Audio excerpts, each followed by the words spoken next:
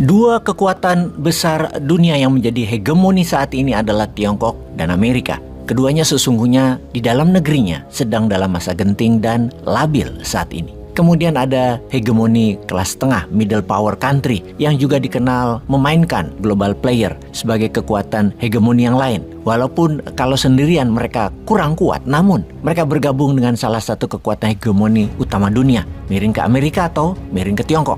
Rusia dan Turki miring ke Tiongkok. Inggris Prancis bersekutu dengan Amerika. Rusia dan Turki bisa dikatakan aliansinya Tiongkok, namun belum full 100% seperti Prancis dan Inggris miring ke Amerika. Lalu ada lagi dua pemain besar, yaitu India dan Saudi Arabia. India bermain cantik, tidak miring ke Amerika atau Tiongkok. India bermain di semua lini, ambil minyak dari Rusia, kopi pesawat militer Amerika, bangun kekuatan laut menyaingi Tiongkok pakai teknologi Inggris, kerjasama dengan Iran dan Saudi. India itu pintar.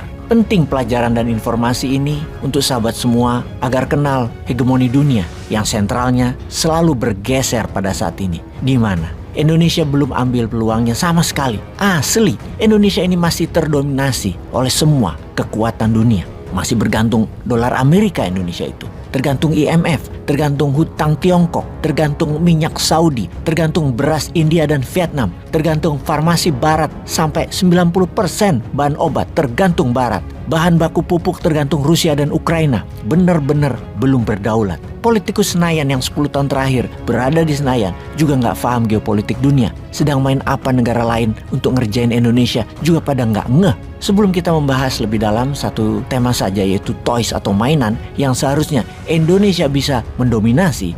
Hegemoni adalah suatu bentuk kekuasaan yang mendominasi wilayah lain atas berbagai aspek kehidupan seperti kendali ekonomi, kendali militer, dan kendali kebebasan, hingga kendali kultur, nilai, dan norma pada suatu kelompok masyarakat yang pada akhirnya membentuk lingkungan tersebut sebagai kelompok terdominasi atau terjajah. Kita bicarakan hegemoni Tiongkok akan salah satu komoditas dunia, yaitu toys atau mainan anak. Coba kita perhatikan semua mainan anak-anak di toko mainan atau apapun mainan yang Anda miliki atau anak Anda punya. Coba cek buatan mana. Baik itu oleh-oleh yang Anda beli di negara Eropa waktu jalan-jalan, misalnya ke Disneyland, atau beli di kampung waktu lebaran. Anda pulang kampung beli mainan untuk keponakan di warung. Ada pistol air deh, cek made in mana. Maka dapat dipastikan mainan itu semua buatan Tiongkok, made in China. Pernahkah ada terbersit dalam pikiran Anda? Why? Mengapa Tiongkok bisa memonopoli produksi mainan dunia? Bukannya toys itu nggak sulit banget dibuatnya? Bukan seperti buat HP atau gadget elektrik atau barang elektronik lainnya.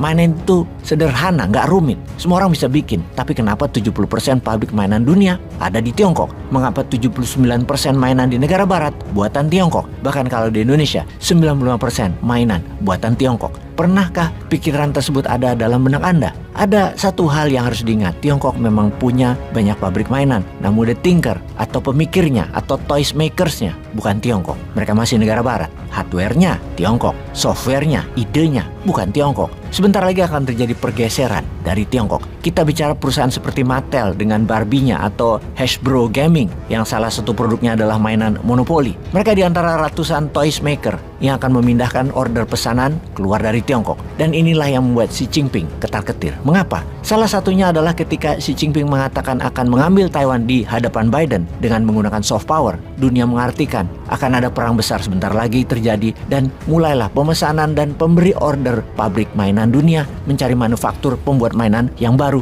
keluar dari Tiongkok. Dan untuk sebuah nilai pasar senilai $1 triliun lebih dunia mainan anak-anak itu, India serius sekali akan memposisikan dirinya menjadi the next toys makers atau menjadi the next toys manufaktur dunia. Sebentar lagi mainan anak-anak akan made in India. Sudah lebih 18 perusahaan besar dunia mengalihkan pesanannya ke pabrik di India di tahun 2023 kemarin dan diperkirakan 5 tahun ke depan akan lebih banyak lagi. Ini yang kita rakyat Indonesia sering mengurut dada ketika perusahaan dunia bergeser, maka kita gagal mengambil peluang itu untuk kesekian ribu kalinya. Dan tidak heran kalau banyak pabrik keluar dari Indonesia juga. Banyak pabrik yang tidak masuk Indonesia gagal kita tarik, termasuk kemarin Tesla. Pemerintah Indonesia itu dikelolanya seakan-akan anti investasi nilai tambah. Fokusnya masih hilirisasi yang mengeksplorasi sumber daya alam yang semuanya teknologinya, modalnya itu asing semua. Mengapa tidak mainan atau toys ini yang jadi target? Bahan baku ada, lahan ada, order ada,